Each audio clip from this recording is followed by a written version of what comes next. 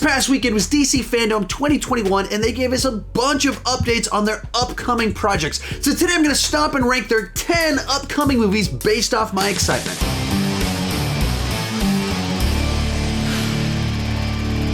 Hi, my name is Sean, and I love to talk about movies way too much. With that in mind, go ahead and join me down below in the comment section. Share your ranking of the upcoming DC movies based off your excitement level. And as we go into this, I had to use some editorial discretion in deciding which movies to include. I know that there's the Ta-Nehisi Coates Superman reboot, Zatanna has a writer, and there's about a dozen other projects that have some minor update about it, but not to the point that they're willing to make an official statement that something is in the works. One final thing before we get started, there's a companion video to this over on my Patreon page where I gave my review of DC FanDome as a whole, discussed what I thought the big missed opportunities were, and what projects do I wish they would have announced. What are my dream DC projects? Join at any level, and you can watch that video as well as 100 other exclusive videos. The link is down below in the description, and let's get started. Coming in last place is the DC League of Super Pets. Now, to state the obvious, I am not the target audience for this film. I don't think they set out to make a movie that 40-year-old men will absolutely love. And so when I saw they were making this movie, I was like, oh, okay, I guess my kids will like that. And then everything they've kind of put out about it, none of it's really excited me. It feels like Illumination is doing their spin on the pets of DC superheroes. That's what it looks like. And even when they're like, look at our voice cast, like, right, every animated movie does stunt casting now. That's all anybody does these days. And then the one joke that they put in the teaser that they showed us at DC FanDome was a dog peeing for a long time. It's an Austin Powers joke from the late 90s, and they just put it except with a dog doing it. So nothing really here up to this point in time that's caught my attention. Maybe when they drop the trailer next month, I'll go, wow, that looks awesome. But at the moment, this just doesn't excite me. Number 9, Static Shock. Now, this one is in next to last place essentially because I just don't really know anything about this character. I didn't read the comics. I was too old for the animated show when it came out. And so there's just nothing here for me to kind of latch onto to specifically get excited about it. I believe they announced it at last year's DC FanDome and said, hey, it's something we got in the works. And then this year, there wasn't much of an update, just like, hey, we're still trying to get this thing made. And now Michael B. Jordan is attached as a producer, but I don't think he was even part of the panel. And so this is kind of one of those things I just don't know about it to have anything that I would specifically be excited about with this project. Next up, Blue Beetle. This one will be an HBO Max original, and it's one I was hoping to be more excited about because they got the guy from Cobra Kai to be in the lead, so naturally kind of want to root for him, want to be excited for kind of the next big thing that he has. But when I kind of look at the people they brought in for writing and directing it, they just don't have enough of a resume for me to perceive of it as a top priority for them. And so kind of when I looked up the director, he didn't have a ton of credits and I didn't recognize any of it. When I looked at the screenwriter, didn't have a ton of credits and I didn't recognize any of it. And so it just makes it feel a little bit like it's not as much of a priority. And so while, yeah, I'm a little bit familiar with Blue Beetle and I appreciate they're doing something kind of different, and it's with someone that I want to see succeed, there's just, without a trailer to kind of sell me a little bit more on what they're going for, I'm basing it off the resume of the people that they have hired, and there's just not enough weight there for me to be excited yet. Number 7, Wonder Woman 3. Now, I thoroughly enjoyed the original Wonder Woman, and I had much more mixed feelings about Wonder Woman 1984. When I first saw it in the theater, it was just great to be seeing a big comic book movie on the big screen, and there were things I loved about it and a lot of things I was not so crazy about. And with the passing of time, there are a number of things about it that was just like, I don't think that worked very well at all. And even with the nature of the time periods where these movies take place, it's tough for me to know exactly where they're headed with this one and what the tone will be, what the vibe will be. And so I'm just feeling a little like, all right, you can win me back, but feeling a little bit over Wonder Woman. And perhaps even some of that is that with Wonder Woman 1984, Patty Jenkins had more control, was more involved in the story. and there was a big downgrade.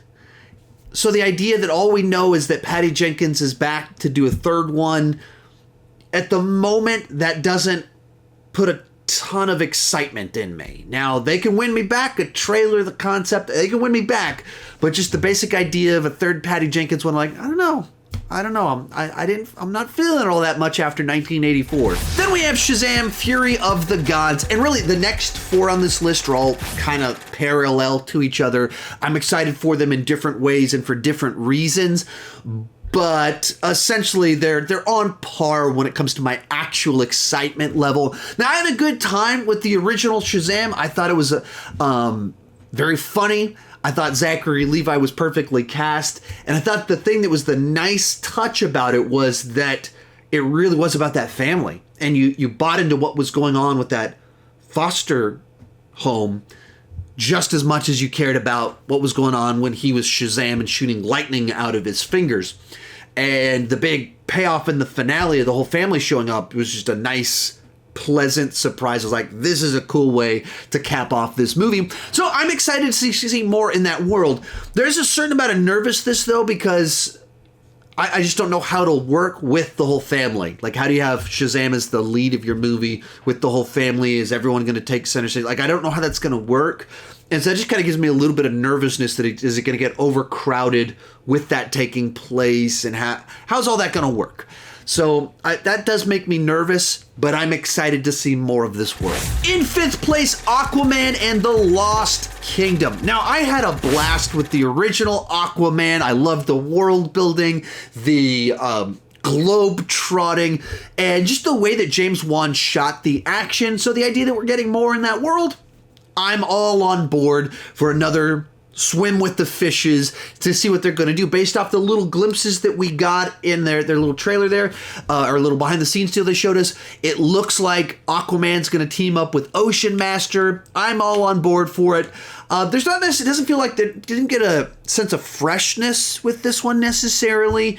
Not that every movie needs to be fresh and brand new and reinvent things. There just wasn't anything kind of like elevating it to that next level of excitement.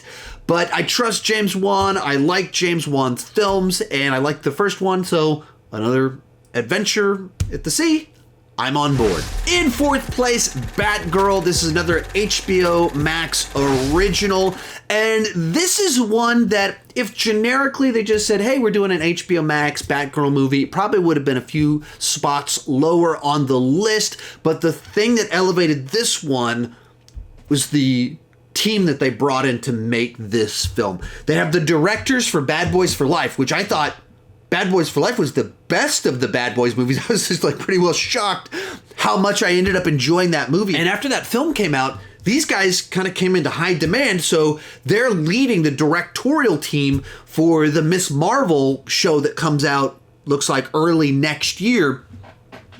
And those are all really good signs, because if Disney wants them, Warner Brothers wants them, they made a hit movie with Bad Boys for Life, and so the fact that that's who was brought on for this project has me very excited. Other element in there is the screenwriter Christina Hodson, who wrote Birds of Prey, wrote The Flash, and that means this is one of the people that they had working on the stuff they are putting in theaters, and so this doesn't feel like a movie that's like second string, it's just an HBO Max original.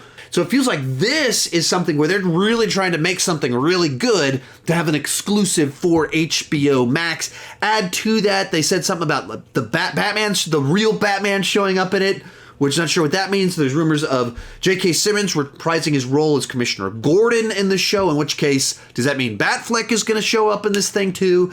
Everything I'm hearing about it gives me very good vibes, and so sounds good to me. Real quick before I give you my top 3, remember to join me down below in the comment section. Share your ranking of the upcoming projects. My list isn't the right list. It's just my list, and I would love to see yours.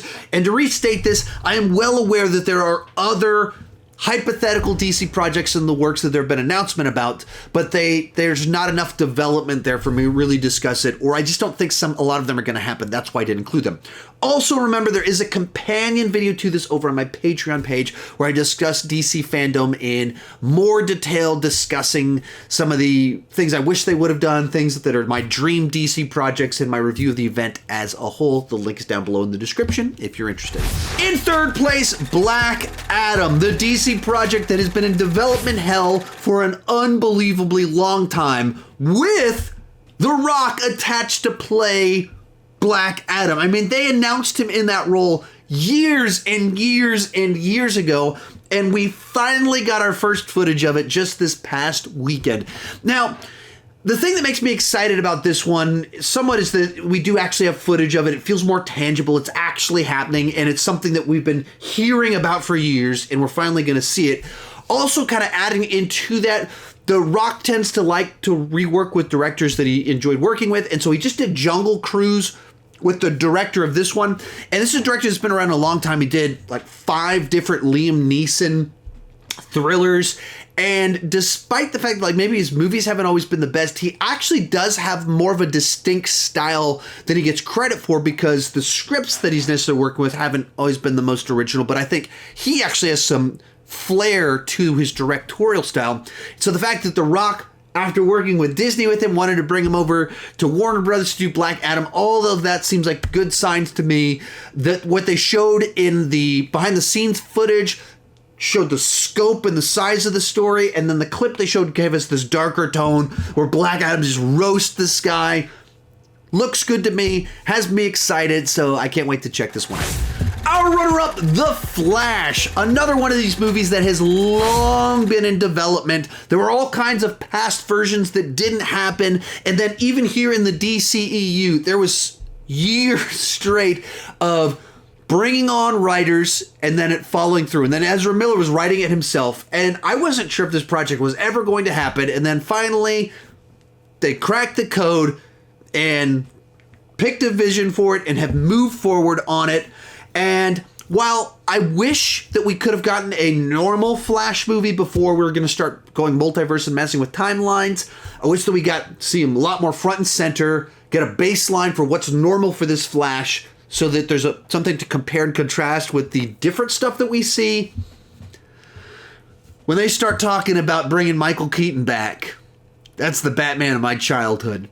When they start talking about Ben Affleck coming back in the same movie with Michael Keaton in it, my brain's going crazy with all the nerdy possibilities, and Supergirl's and multiple Ezra Millers.